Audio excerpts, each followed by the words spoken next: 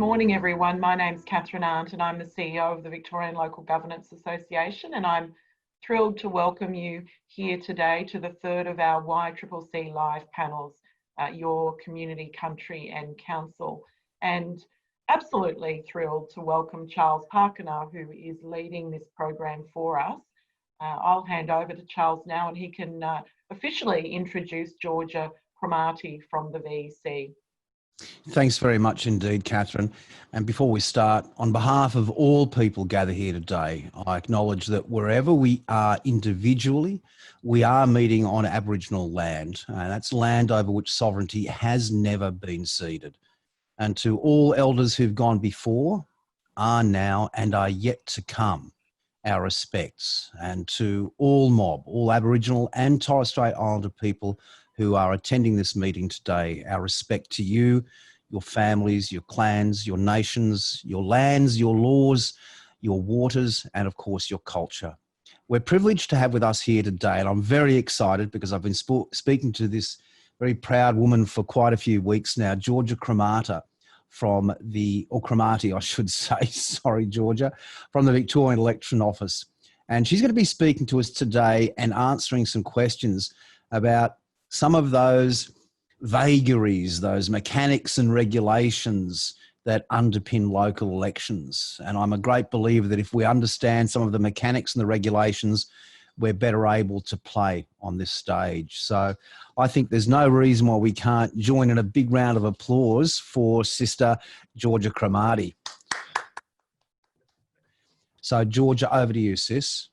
Thanks, Charles. Appreciate it. I'm happy to be here. I would also like to acknowledge the traditional owners on the lands which we meet today in various respective areas. It's a pretty strange time right now for everyone, but I find especially for Aboriginal Torres Strait Islander mob, obviously the engagement that we do with each other, the conversations we have and the connections we form are very, very location based, very in person. And so it's quite a hard time right now, I'm finding, to engage with mob. So yeah, I just wanted to acknowledge that it's a bit of a strange time, but I'm really, really happy to be here today and to chat with all of you. So a bit about me. I'm a Central and Eastern Arrernte woman from Central Desert. And I am currently working as the Aboriginal Inclusion Officer at the Victorian Electoral Commission. The reason I have that position is because of the under-enrolment and the under-engagement of Aboriginal and Torres Strait Islander people within the electoral systems that we have at federal, state and local levels. So my job there is to engage with community-run sessions such as this, and usually a bit more face-to-face than this, and talk to people about the importance of engagement. We've kind of broken down lack of engagement with Aboriginal and Torres Strait Islander people into two areas, what we call the motivational factors and the facilitative factors. So obviously both of those are things that I'd like to talk about today. The facilitative factors being you know, lack of information available to especially people maybe in more remote communities, lack of education campaigns directed at Aboriginal and Torres Strait Islander peoples, the fact that even in some remote communities not having access to voting booths, not understanding the process, not understanding the logistics of how it all works. And then we've got the motivational factors, which is attitude, that the electoral system isn't something that should be engaged with, that there's no representation. And I guess trying to deal with those two things and talk about how we can make changes that renew trust between the Aboriginal and Torres Strait Islander community and electoral bodies. So those are the things I'm here to talk about today, specifically focusing on local government 2020. The elections are coming up in October. So any questions you have about government elections, candidacy, voting, you know, how it works with current situation regarding COVID-19, as well as general conversations about Aboriginal and Torres Strait Islander engagement with the system, history, attitudes. I would really love to talk about with you all, and I'll do my best to answer your questions and defer you to other people who might be able to answer them if I'm not able to. So I think that's all that I'd like to say for now. Yeah, I'll hand it over to Charles and to you to ask any questions. Thanks, Georgia. Look, just get your questions into that chat window. We're definitely monitoring that. We'll get them all there. But I've got a couple of questions that I'd like to answer just to satisfy my own curiosity. And I am going to put you on the spot because I didn't pre-warn you of this one. But do we have a rough idea on what the underrepresentation of our mob on the electoral rolls across the country are? Yes, I do have that. Yeah. So in Victoria, this is from the Australian Electoral Commission's website. So the national enrolment rate of all Australians is 96.7%. Oh, sorry, 96.9% at a national level. And Aboriginal and Torres Strait Islander people are enrolled at 76.6%. So over 20% under the average enrolment rate. In Victoria, the numbers are pretty similar. So 96.7% in Victoria and for everyone, and then 76% for Aboriginal and Torres Strait Islander people.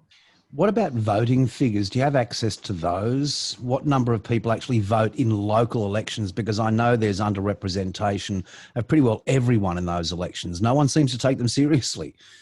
Yeah, definitely. I don't have the exact numbers on actual voting for local government elections. Obviously, after each election, there's a review and we're able to map different areas and the level of informal voting that's happening in those areas, or the level of non-voting.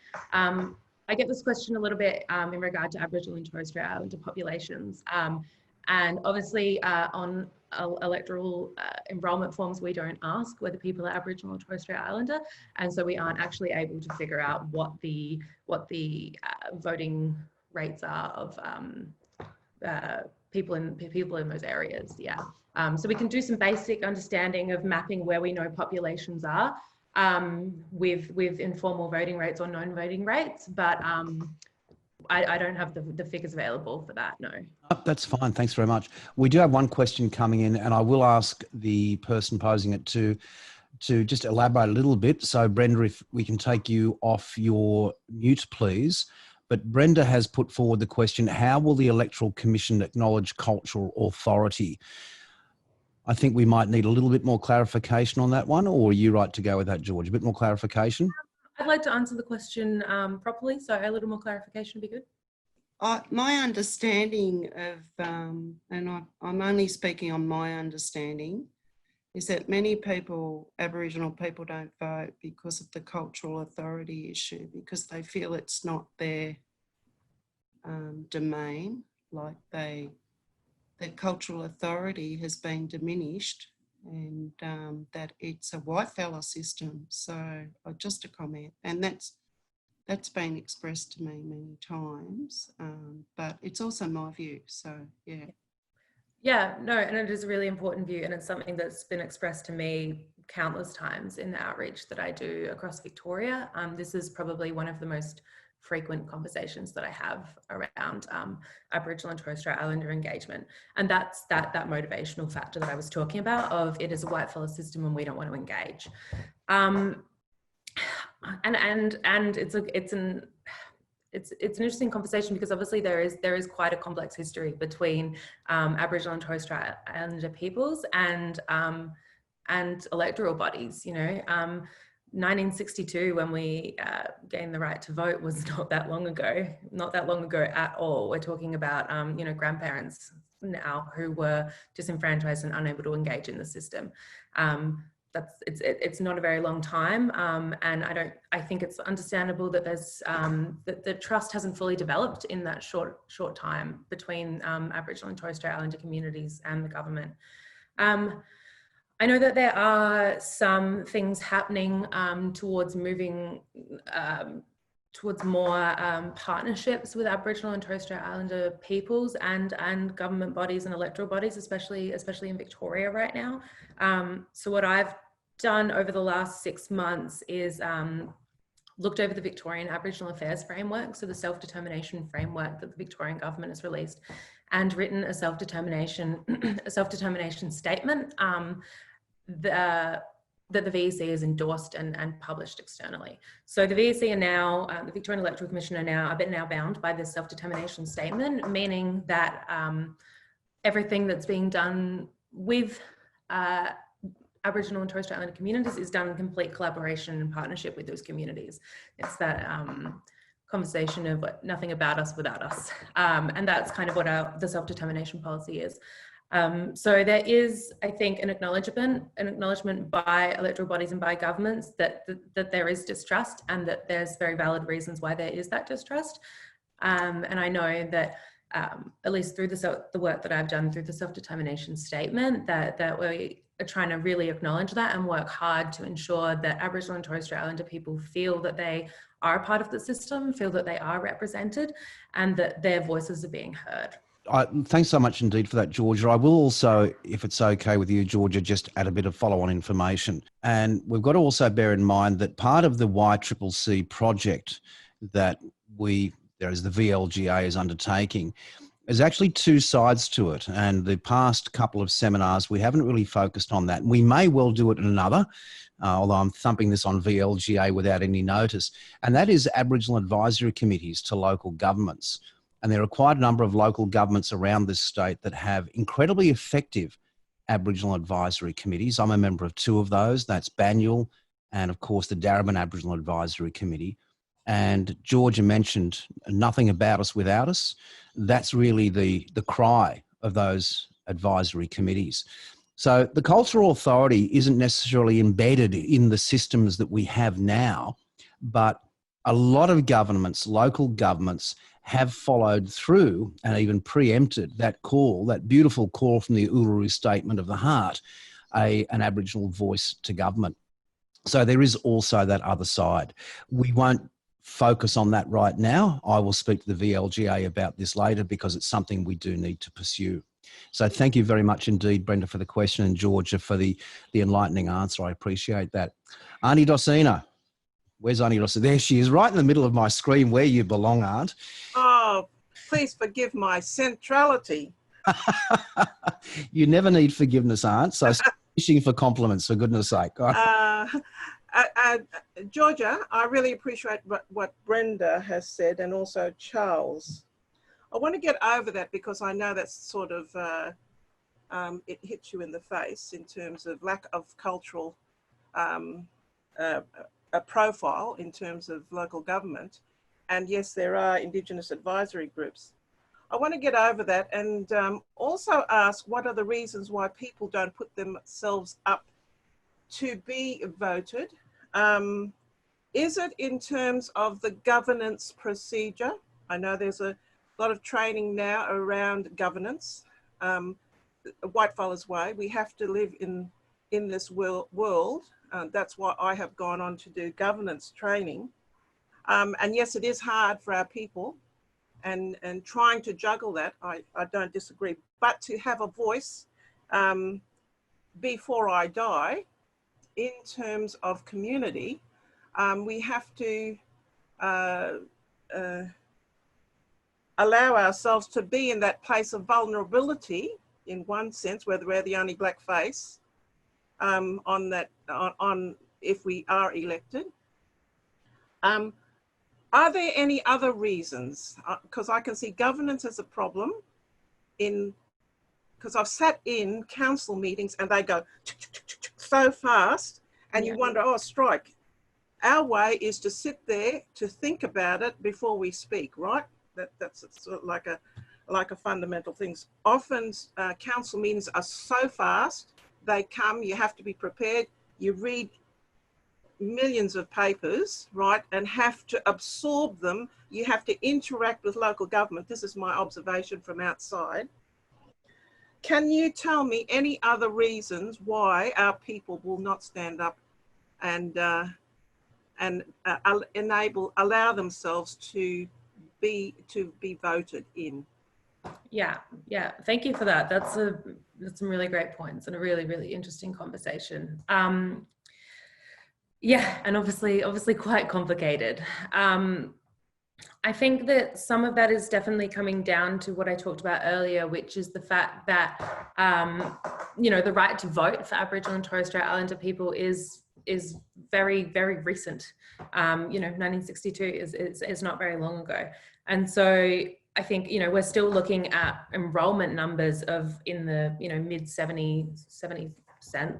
And so candidacy is kind of a whole nother level. And I think that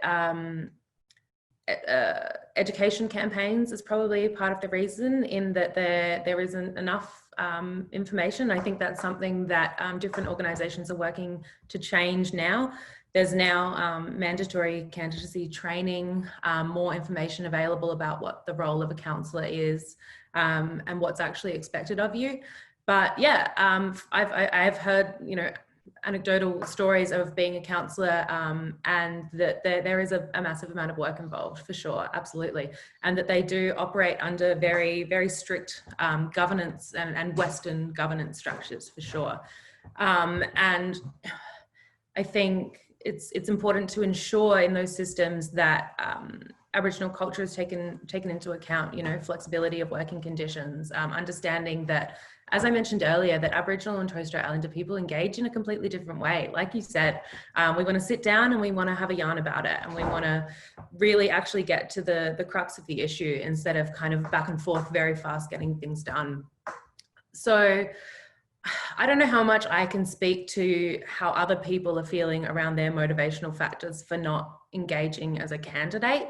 But I know that it's something that's definitely been addressed, and it's the reason why Charles is running a program like this. It's the reason why more programs like this exist. We're working with Reconciliation Victoria currently to release videos on social media to talk about things like this. One of the videos is what is the role of a counsellor, and talking about the kind of ins and outs of actually being a counsellor and what's involved, because I think some people probably aren't quite prepared for what's involved. That it is, like you said, it's a massive amount of paper to read.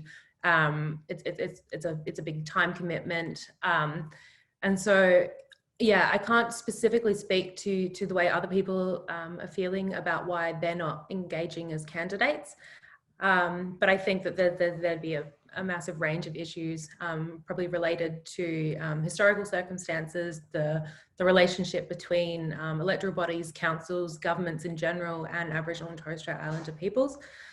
But I mean, I would love to see more Aboriginal and Torres Strait Islander people in councils. I think that one of the main arguments we get for not engaging in voting is I'm not represented. Why am I going to vote for a white person who doesn't care about my interests, who doesn't understand my culture, things like this. And that can be remedied by, well, I think my answer to that most of the time when I'm doing outreach and hear arguments like that is like, all right, well, find someone you support, find someone who does represent your interests, find someone within your community, find a respected elder, your sister, your aunt, yourself, and engage and run as a candidate. That option is available. However, yes, I do completely understand that there are limitations put on that by the fact that it is very Western governance. So I think that's something that the Victorian Electoral Commission probably can't speak to, and probably sits more at an individual council level in terms of, but I do know, as Charles can probably speak to more than I can, that different councils have implemented different processes in regards to Aboriginal advisory bodies, reconciliation action plans and things like this, to ensure that councils are a more culturally safe place for Aboriginal and Torres Strait Islander people to be. So I will hand over to Charles, who can probably add to that, I hope. Thanks, Georgia. It's really interesting. If anybody gets the chance, I'd suggest also that you get onto the VLGA website or YouTube channel and check out an interview that I did with one of the guests here today, and that's Steve Cooper. Steve has been involved with local councils at I always say this word and he always has a bit of a giggle, but at the bureaucratic level for about, I think it's 40 years. Is that right, Steve? For about 40 years. And one of the questions I asked him in an interview was, essentially, how culturally safe is this place? Not just for our mob, but for any people coming from any different non-Anglo culture. And it's worth listening to.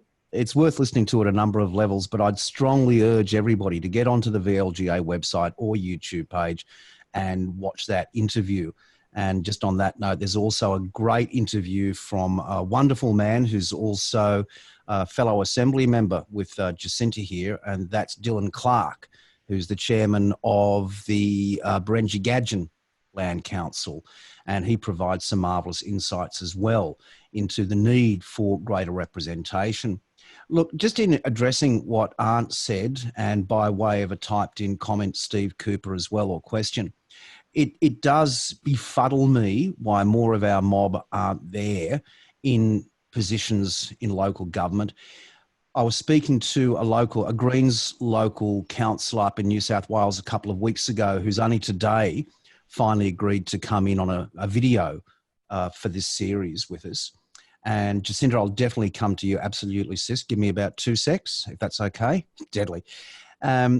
And he was saying that it wasn't that long ago that there were over 20 Aboriginal and Torres Strait Islander councillors in New South Wales. Over 20. And because of gerrymandering or redistribution of boundaries, that went down to about 10. We have 1. So what the reasons are for the disparity, I simply don't know. But together we can do it. I know we can. And I will just pass over to Jacinta for a comment. Please welcome aboard, Jacinta. No worries, thank you. The comment about running for council, I'm not sure about anywhere else, but I live in Swan Hill.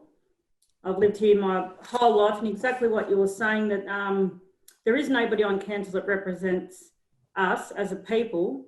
There are certain people that represent, that will support your ideas on certain issues. Now, the advisory groups that they have, they're very, very weak. Anyone can be on an advisory group and they're not held responsible to the community. And with Aboriginal people, that's not how it works. If you sit in any meeting and your name is on that attendance list and you vote on anything, you are held accountable. In the council, there's non-Indigenous people, and they can say, do whatever they please. And nobody really holds them accountable, because they've always got people who give positive and people who go against what their decision is. But when you're an Aboriginal person, you have to account for the whole community, because half of them are your family. I'm in the middle at the moment we have the Riverfront program that's happening, and the new building that's going in at the Pioneer Settlement. I don't know who knows about that. In all their papers and everything else, they call Aboriginal people a stakeholder, and everything refers back to the advisory group.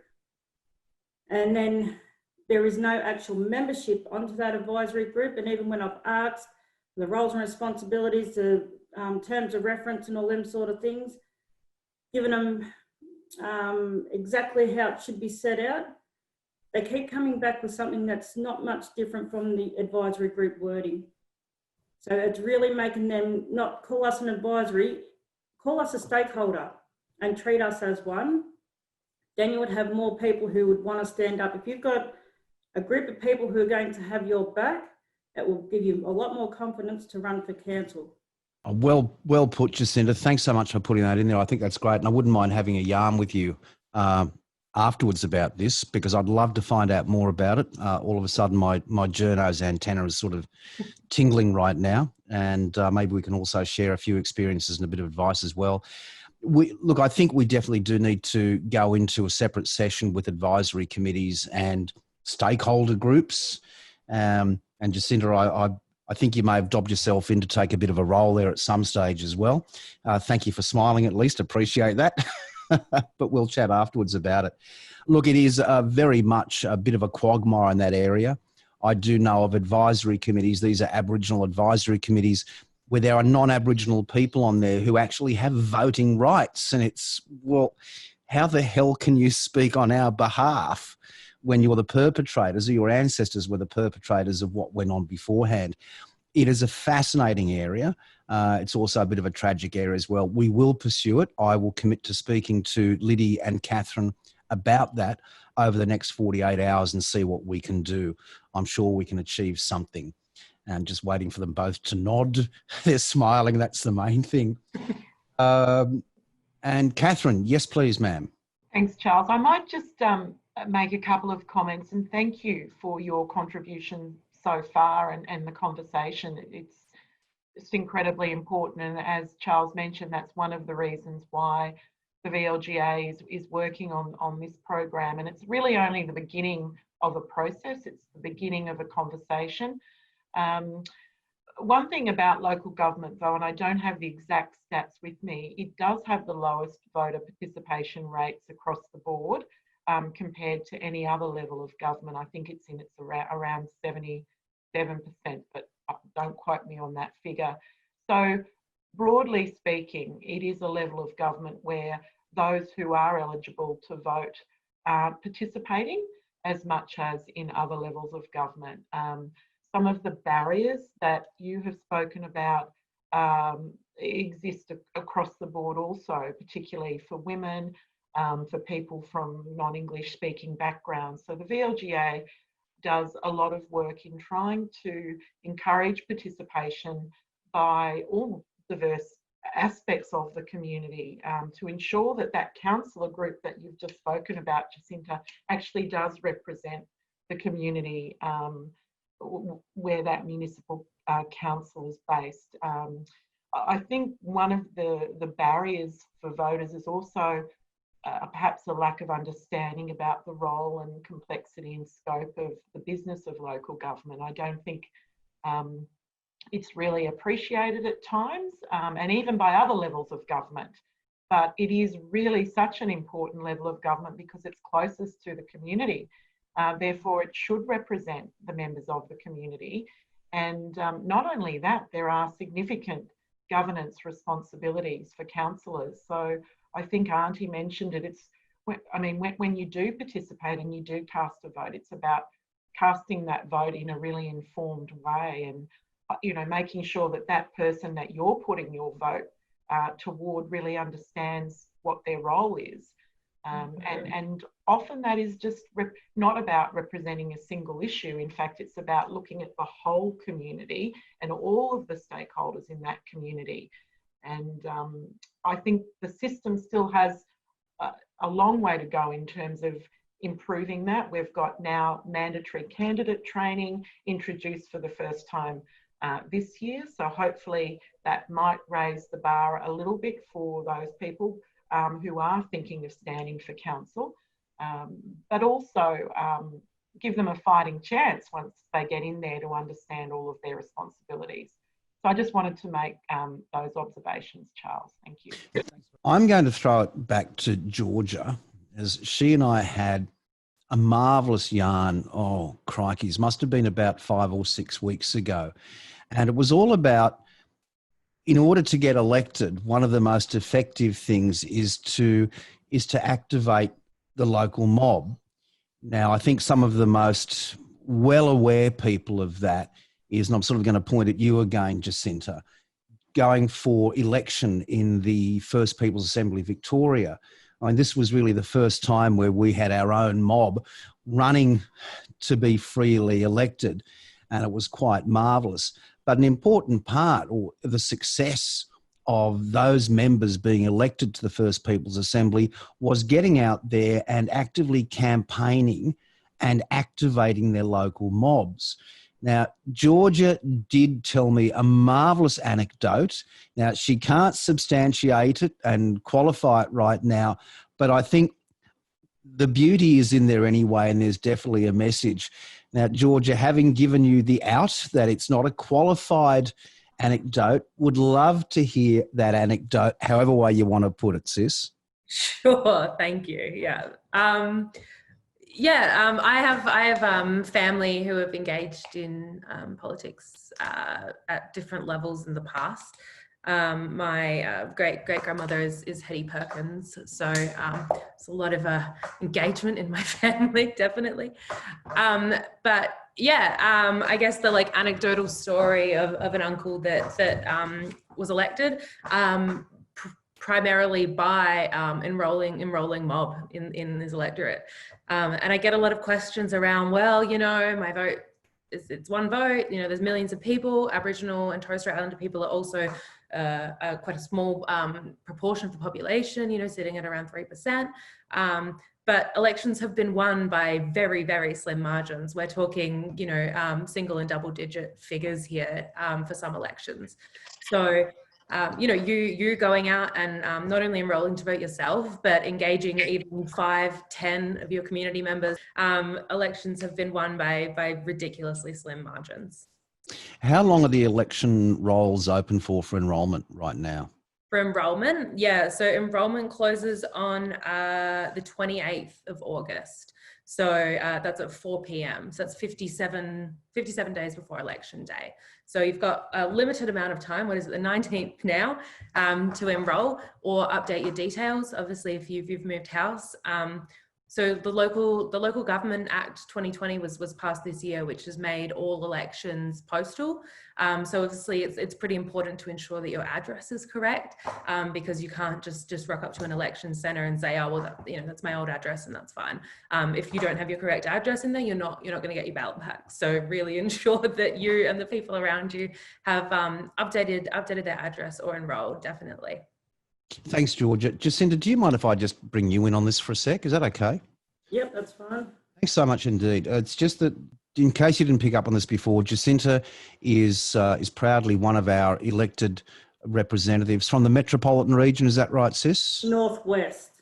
My apologies. Oh, if I was going to make a mistake, that was the one. Yes. And she's an elected member, freely elected member to the First People's Assembly Victoria.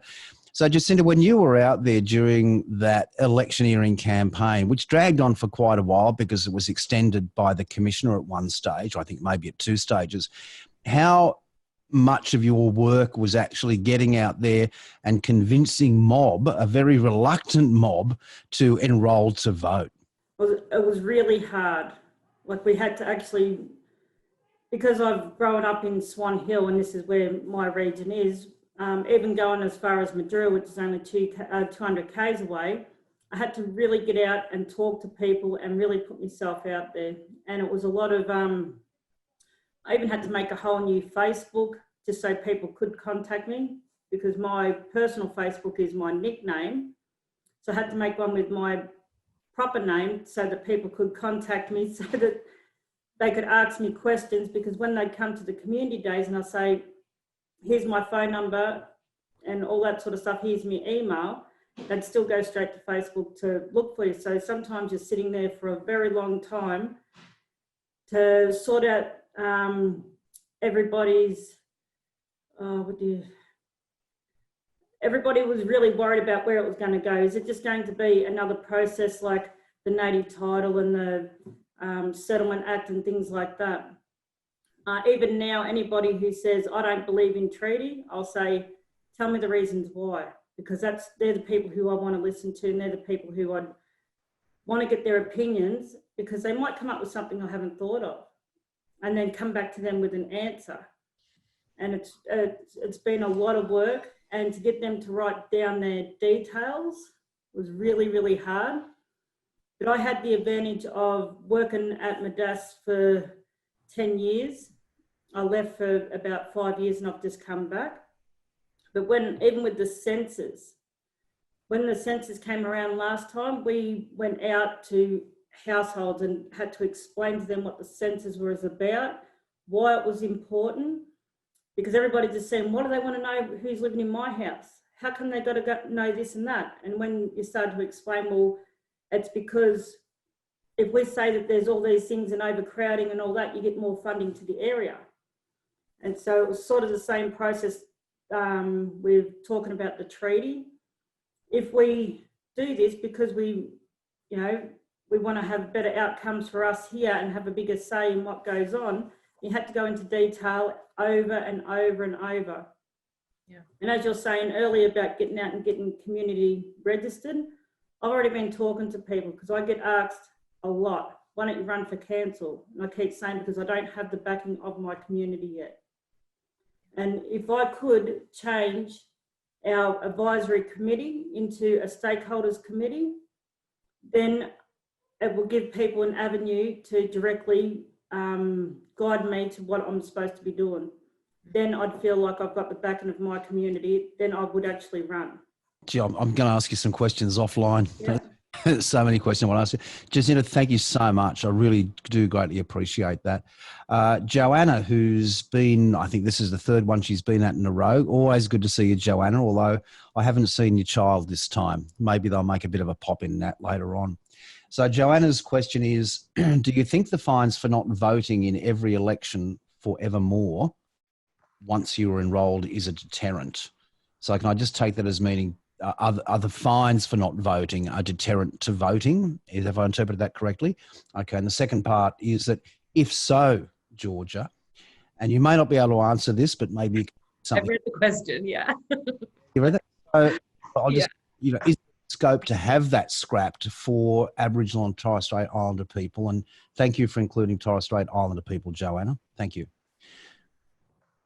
Yeah, look, this is a question that I get asked very, very often from Aboriginal and Torres Strait Islander communities when I'm out around fines. And actually, I could speak to Jacinta's point around, you know, sometimes needing to engage with this with the system to then have better outcomes for your people. I think I actually worked with the Victorian Treaty Advancement Commission a bit in the lead up to the Assembly elections, and it was a lot of, oh, if I'm on this role, does it mean I'm on then the state and federal, you know, council role? And it was like, no, like completely separate role, you know. But yeah, look, I mean, from a Victorian Electoral Commission perspective, we're a statutory body, and our job is to implement the government's legislation in regard to this. So a question around fines and voting is something that I guess is definitely something I've spoken about a lot. I think that there are people who don't enroll because they want to perhaps vote in local elections, but then don't want to vote state federally, who want to be able to engage when there's someone that represents them, and then have the option to disengage and not vote as a form of protest against the system in various other elections. And I guess that's, it's kind of a weighing up of the fact that, you know, we have a compulsory voting system in Australia, and that means that we have incredible representation. Obviously less for Aboriginal and Torres Strait Islander people, but we still have quite high enrolment rates. And the flip side of that being the compulsory voting and the fines for sure. Yeah, look, it's definitely conversations that I've had with community. I don't believe it's a conversation that's happening at a level where change will be implemented. But it is an ongoing conversation around fines and whether they are a deterrent. So I would say, yeah, that conversation is ongoing, and definitely a really, really important conversation. I mean, in regard, you know, we want to remove any barriers that Aboriginal and Torres Strait Islander people and the general community have to voting. And yeah, look, yeah, I think I just have to defer back to it is in the legislation. I think an important myth to clear up is people are wanting to engage now, perhaps, because even though there's still a low level of representation for our mob, it's more than it used to be. You know, it's a lot more than it used to be. We're progressing, we're making progress. And so people who haven't engaged in the past are now wanting to engage, which I think is fantastic. And clearing up myths around people who are, you know, 40, 50 years old, who haven't voted in the last, you know, 20 elections, 15, 10 elections, who are now really concerned that if they enroll, that they'll be fined for all of the non-participation in the past. And that's absolutely not true. So if you enroll now this election for the first time ever, you're not going to be fined or anything for any elections you haven't engaged in the past before you are on the roll. So that's a really important distinction to make. But yeah, I think it's a really, really interesting conversation, but not something that I can speak to as a representative of the Victorian Electoral Commission, just because we're bound by legislation. Thanks very much indeed, Georgia. Neil, I'll ask you if you wouldn't mind. Are you able to put your question in the comments section? Is that okay to start with? Yep, great, thanks. And we will definitely get to you. We've also got another question. Oh no, that's fine. So Neil will be sending a question through. Georgia, one of the things that I would like to know about, and I'm sure will be very helpful for any potential candidates, is do the candidates themselves get access to the electoral rolls for the wards in which they're running? So those contact details, and if so, how much detail is provided? That's not something I quite know the details of. I do know that they are provided with a role. However, it's not something I'm completely able to answer. In terms of candidacy stuff, there's heaps of information available on the Victorian Electoral Commission website. I think there's kind of two parts to being a candidate. The first being the I guess the nomination period, the candidacy period, and then if you win the councillor period. So where the Victorian Electoral Commission have a lot of resources available about the candidacy period. So I'll say maybe check out that website. Also, I know that our Deputy Commissioner, Liz Williams, gave an interview with the VLGA not too long ago and has a bit more information around candidacy there. So if people are interested in that, let me or Charles know and we can link you to that video. And then so there's a lot of different local governments associations, VLGA, and then so the Victorian, what is it, the governance VGA? Oh, we're only concerned about the VLGA. The rest of them simply don't matter, for goodness sake. Come on. All right. I won't even bring it up. But no, I know that there are a lot more information available from other local governance associations outside of the VEC as well. Follow that up on the VEC website or watch Liz's interview with the VLGA. Sorry, I'm not across all of the candidacy information. I'm going to take sympathy on Neil. Neil, I feel like an absolute heel. Ask your question, don't type it. It's fine, buddy. Just take yourself off mute. So I can see you hunting and pecking. So take yourself off mute, please, Neil, and feel free to ask your question, mate. On voting, I believe everyone that's enrolled has the right to vote. But I also feel that if they don't vote, they've lost the right to criticise. That's the only comment I've got.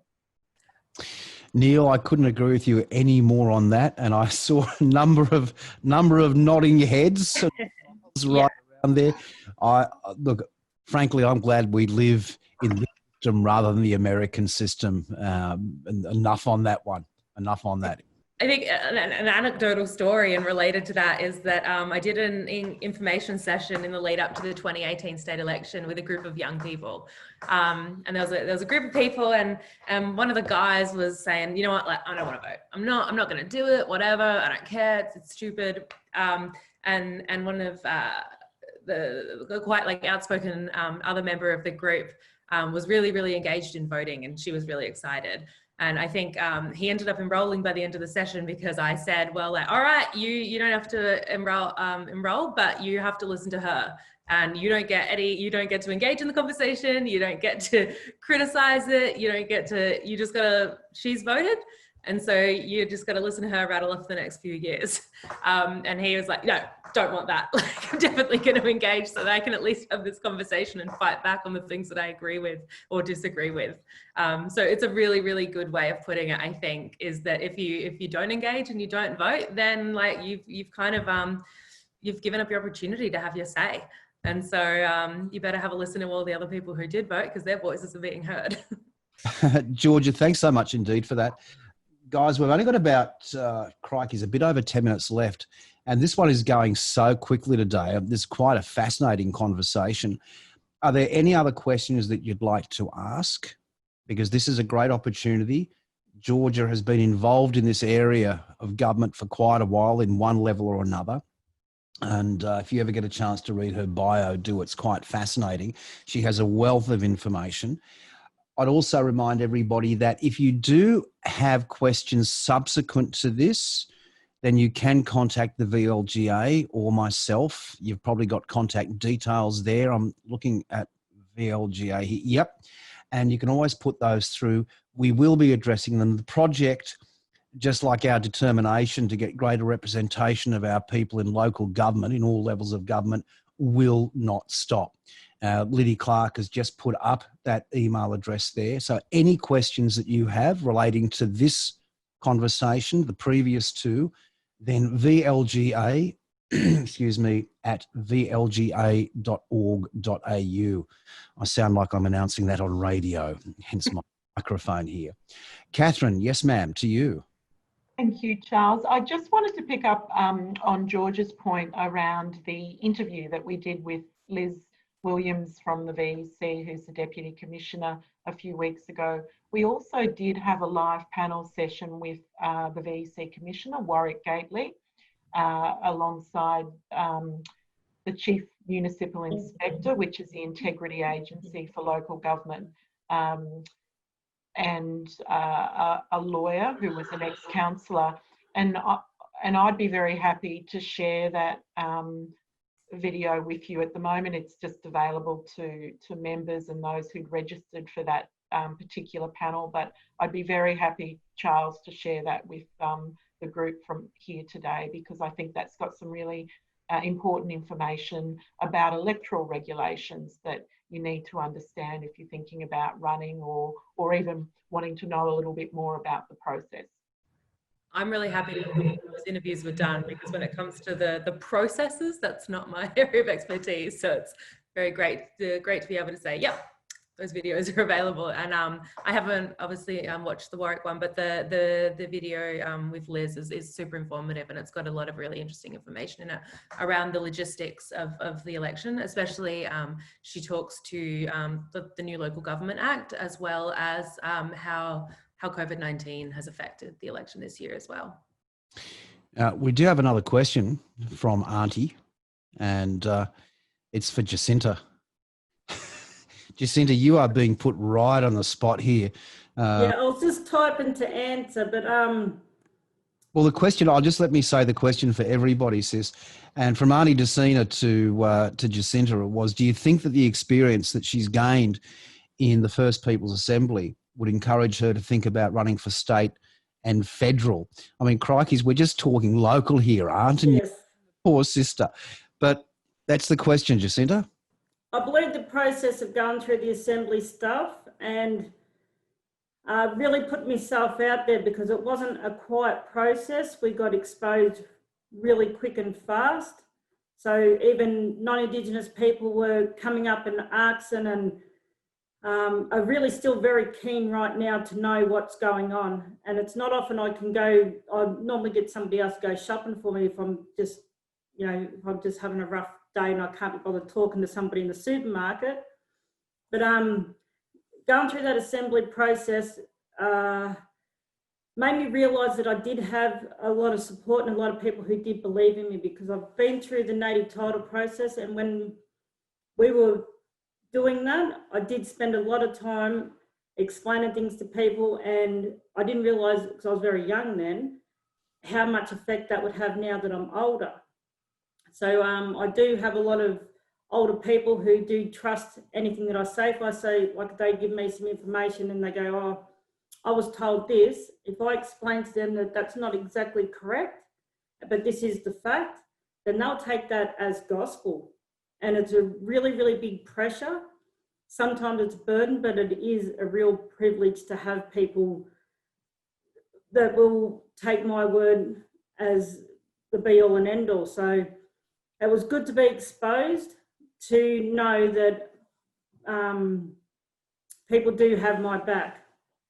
And I do listen to criticism. I really take it on board, because nobody just cracks the shits for no reason. Everybody's got a reason, or they're passionate about something. So you've got to find what that passion is and work out how you're going to satisfy their passion to the best that you can. Thanks, Jacinta. And look, I just want to, at this point, just pay my respects to all the elected members of the First People's Assembly, because a lot of you may not know that they went through absolute crud, a lot of them. There was a sizable percentage of our people who openly came out in criticism of the process and of the individuals. And regardless of what you may think of any of those people, every single one of them standing there, those free elected people, went through, I believe, one of the toughest election campaigns and processes that this country has ever seen. So, as always, Jacinta, respect to you and your fellow Assembly members. Well done.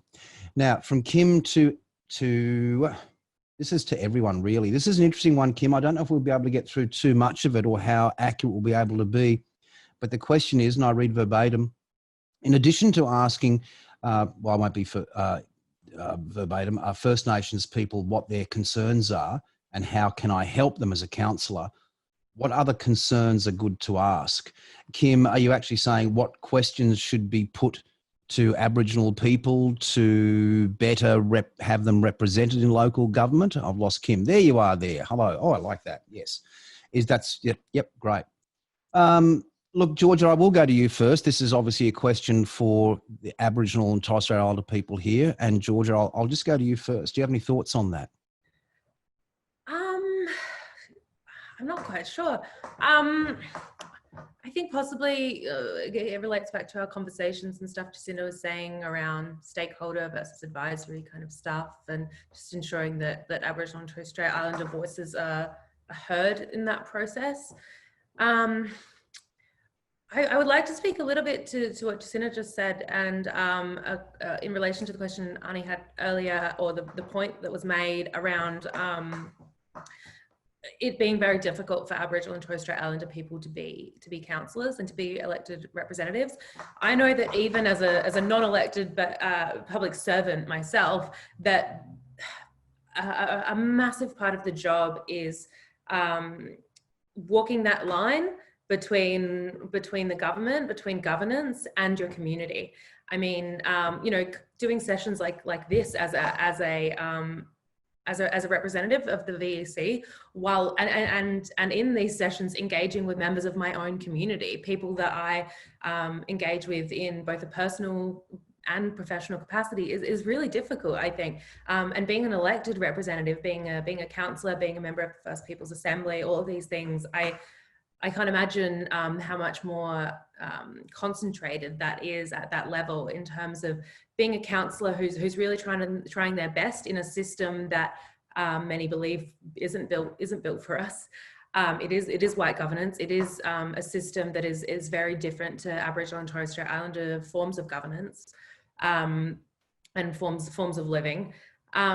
So I think from what I've asked most, and I can only speak to my own experience as a public servant, is understanding from the VEC, and they've been really, really supportive of me saying, look, things just work differently with community, and you're going to have to make some exceptions. You're going to have to make some allowances in terms of the way that I engage with community is going to be really, really different to the way my co-workers engage. My co-workers work with other disenfranchised groups, people with disabilities, culturally, linguistically diverse communities, people experiencing homelessness in the justice system. And the way that I engage is completely different. It's just completely different, because not only is there a complex relationship between First Nations people and government, but also this is my friends and family as well that we're talking about, and I need to make sure that those relationships are still intact once I've finished with this position. So I think it is really complex, and I think that ensuring that there are systems in place to understand the emotional load of being a councillor, of being a representative of your community at a level in government is really, really hard. I went to a session last year where Indy Clark from the Koori Youth Council referred to the way that we engage as not a work-life balance, but a work-life blend. And I think that's a really, really interesting way of looking at it, of Aboriginal and Torres Strait Islander people who are engaged in these systems don't get to clock off at 5 p.m. because their lives after 5 p.m. are very similar to their lives within that workday. It's the same people they're engaging with. It's their own community. So I think cultural sensitivity and understanding in regard to the complexities of engaging with your community in a professional capacity, and with a community that isn't a homogenous voting bloc either, you know, where I think it's the expectation around some Aboriginal organisations that have come up of, oh, it's complex and people are arguing. It's like, of course, people have different opinions about how they think things should be done. At the end of the day, we all want what's best for our community, but we have different ideas of what the best way to do that is. I think it's a really interesting conversation. Important points, and I will sum up and add a bit to it because we have pretty well reached the end of our time. I'm sorry, this obviously could go on a heck of a lot longer. I will add a couple of quick things in there. When Georgia was talking about that, we quite often don't log off from what we're doing within community. I had a brother call me only a week or so ago. He's the Aboriginal community liaison officer within a local government, and he was nearly in tears just week after week after week. It was just constant working in community, whether for the local government or for the community, and it reaches the point which is somewhat in a bastardized term called blackout, where you simply have reached so much that you can't take it anymore. And a lot of us do that. It's very, very tough. But Kim, I do want to come back to your question because it's something about which I'm quite passionate, and it's a great sentiment to ask Aboriginal people, what can we do to make things right? But more and more and more, what I think people will find is that Aboriginal people are getting to the point where we don't want to hear that question anymore, where it's saying to the governments, this is what you've done over the past couple of centuries. Why are you now coming to us for solutions? It's up to the governments to search their hearts and search the communities and come up with solutions, then come to us. And that was brought up quite heavily recently in a lot of the Black Lives Matter movements and initiatives going around, where we were asking for, or we're putting forward calls to action, but we wanted the governments to come up with solutions. Whenever that question is asked of me or anyone around me, I think the answer is usually like educate yourself. How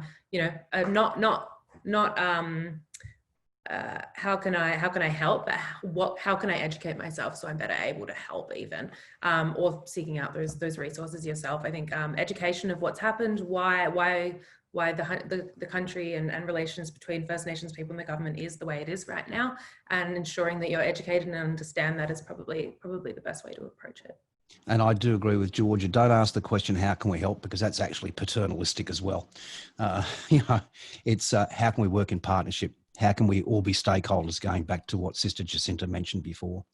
Georgia, I want to thank you so much indeed. We have reached 11:31 mark. We've gone over time this time. And I know that the VLGA people have got 3 more meetings to go into today. So I will pass back to Catherine. But thank you, Georgia. And thank you, everybody. This has been a cracker of a session. Thank you, Charles. And thank you, Georgia. It's invaluable having someone from the VEC here today to speak to the group, but also more importantly, someone who shares the culture as well, and the history, and your input in today's discussion was just terrific. Thank you again to everyone who participated, and what it does is really demonstrate your commitment to understanding the important role of local government and how there can be your voices heard in that process, or at least at that level of government. And I really have appreciated your input today. As Charles said, if you'd like any more information, please contact us at the VLGA. And for those of you who are thinking of running, I wish you all the very best with your campaign.